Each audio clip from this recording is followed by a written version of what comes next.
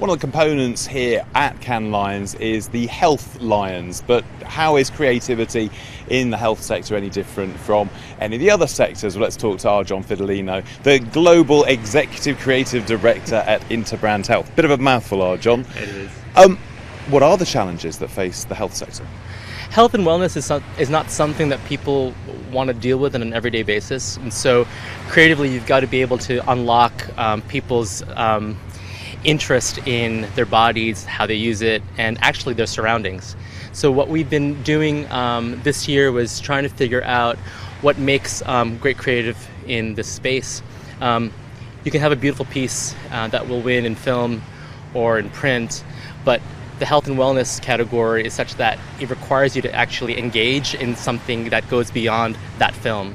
So I feel like what we've been awarding this year have been subjects and topics that have been important not just to individual people, but in fact society in general. And so one of the challenges that we're facing right now is how do we bring more people, that is companies and organizations, on board to think about health and wellness in a new way, and bring these topics to light in a more creative way. But how do you actually apply the creative to turn health issues into something that connects with individuals and hopefully transfer it into a sale? You're looking at what is most important to them in a certain topic, but that you're looking for something that they might not have realized or connected with in the past. One of the things, and that is when it comes to the brand that you're promoting.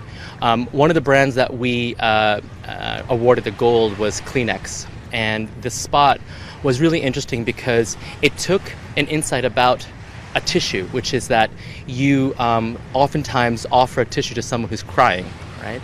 And in that moment, you could look at that person as if they are weak, but in fact, the spot actually turns that around, and it's all about anti-bullying.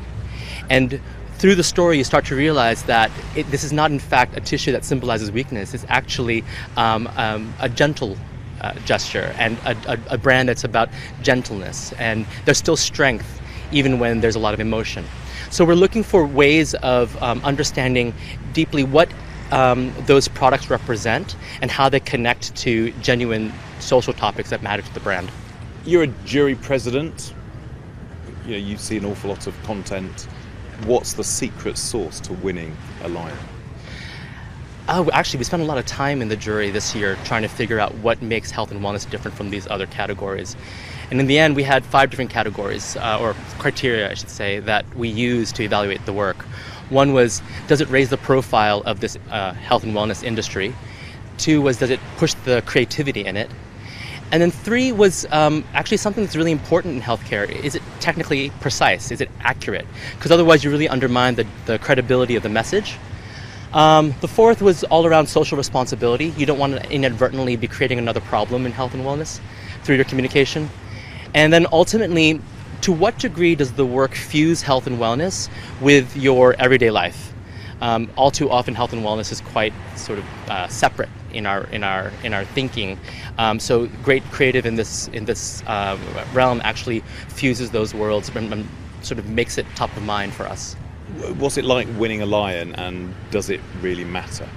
Oh my gosh, this is an incredible this creative industry is an incredible world where you need a kind of motivation to keep going.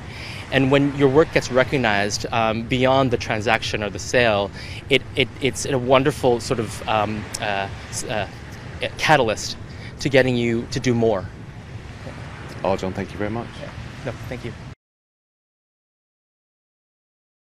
Hello, I'm James Wright. Thanks for watching Marketing, Media, Money. To check out more online videos, just click on the boxes and don't forget to subscribe to the CNBC Live channel at the bottom of the screen.